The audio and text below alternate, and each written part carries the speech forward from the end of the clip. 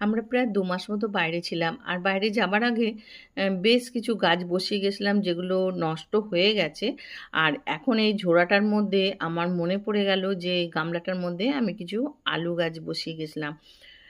এখানে আলু গাছের কোনো চিহ্ন নেই, একটাই দেখি ডাল মতো ছিল শুকনো। তাই এই মাটিগুলো ঢেলে দেখছি আলু হয়েছে কিনা। দেখুন এখানে বেশ ছোট ছোট আলু হয়েছে। খুব বড় হয়নি গাছটা, কারণ এরপরে আর আমি সার দিতে পারিনি।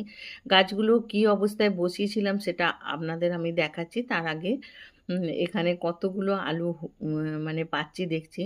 যাই হোক, গাছ যে বেইমানি করে না সেটাই আজকে বুঝতে পারলাম।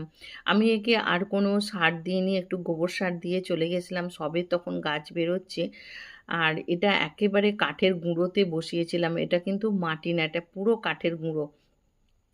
থাকলে হয়তো সার আরও দিলে, গোবর সার আরও বা খোলের জল যদি দিতাম তাহলে কিন্তু আলুগুলো একটু বড় বড় হতো। যাই হোক, একটুখানিও পেলাম, এত ভালো লাগছে যে এরা কোনো কিছু খাবার পায়নি তা সত্ত্বেও আলু হয়েছে। আর আমি দেখাচ্ছি কীভাবে বসিয়েছিলাম। এই যে আলুর ওপরের যে কলগুলো দেখছেন পাতলা পাতলা, এইগুলো কেটে আমি এরকম কাঠের গুঁড়োতে বসিয়ে দিয়েছিলাম, দিয়ে ওপর দিয়ে কাঠের গুঁড়ো ছড়িয়ে দিয়েছিলাম। কিছুদিন পরে এখানে গাছ বেরিয়ে গেছিলো।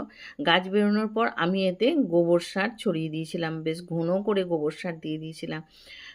একেবারে পুরানো গোবর সার দিয়ে তার উপর জল দিয়েছিলাম। এটাই আমার লাস্ট এদের দেখাশোনা করা।